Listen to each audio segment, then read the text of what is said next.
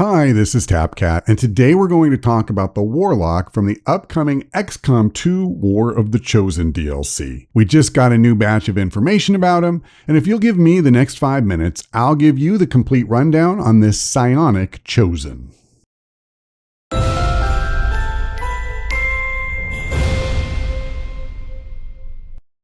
The Warlock is armed with an assault rifle that probably won't keep many commanders awake at night, but he also has a collection of psionic abilities that threaten to make him a dominant force on the battlefield. We knew he could summon enemies out of the ground, but we now know they're spectral zombies who will rush our soldiers and explode once they get in range. The explosion would be bad enough, but this is going to make taking cover behind or even near a car or anything combustible to be a whole lot riskier if this guy's around, so please be wary of that. The Warlock can also teleport his allies to different locations on the battlefield. We'll have to see whether this happens primarily as a way to drop new pods of aliens on top of us as a kind of unannounced reinforcements. That would be awkward to be sure, but as long as they still can't shoot until their next turn, it wouldn't necessarily be the end of the world. What would be a lot more awkward is if he routinely teleports aliens we're already engaged with into positions where they can easily flank us. If they're able to take immediate actions after that teleport, that could get ugly fast. In either case, the best defense will be a good offense. It'll be more important than ever to try to kill or at least incapacitate every alien you encounter when you first trigger them before they ever have a chance to take a shot. His least surprising ability is mind controlling enemy soldiers. From the lowly sectoid up to the Avatar and even our own psionic operatives, being able to control the minds of others is par for the course, and the Warlock is no exception.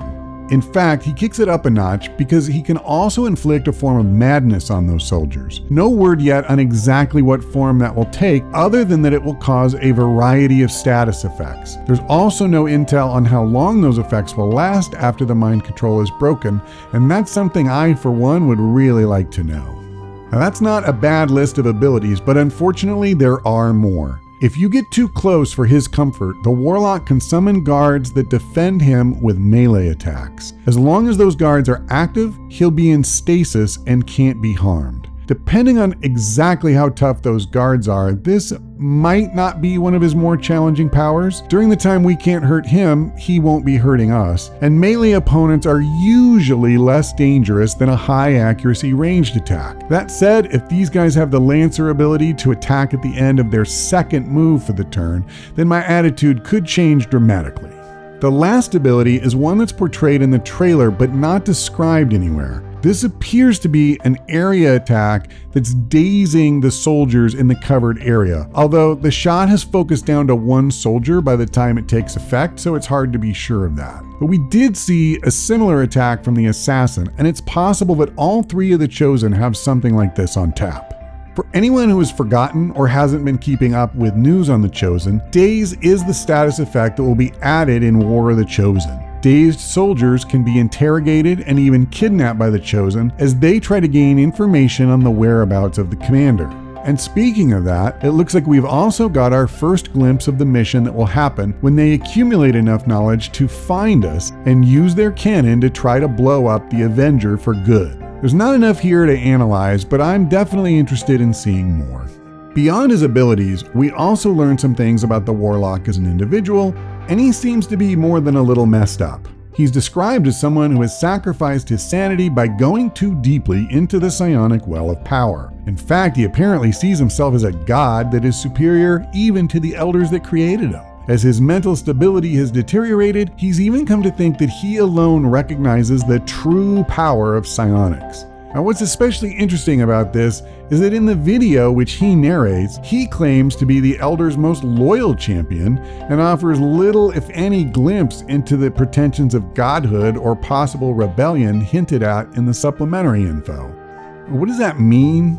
I honestly don't know, but I'd love it if the Warlock was portrayed in-game as more than just another arrogant villain telling us how the Elders won't be denied. I say give us a little crazy. Let some of his contempt for the Elders and his fellow Chosen slip out. It'd be a nice change of pace from the polished mask of deception the speaker always hides behind, at least in my eyes. Alright, that covers everything I was able to get out of this. If you saw something I missed or have a different take, then by all means let us know in the comments. Now on the off chance you found this video interesting, then please give it a like to help other people find it. Especially for a small channel like mine, it really helps out. And if you're not already subscribed to the channel, you might want to do that, as I will continue to cover War of the Chosen through its release on August 29th and beyond. That's all for now. Thanks for watching. I hope we see you next time.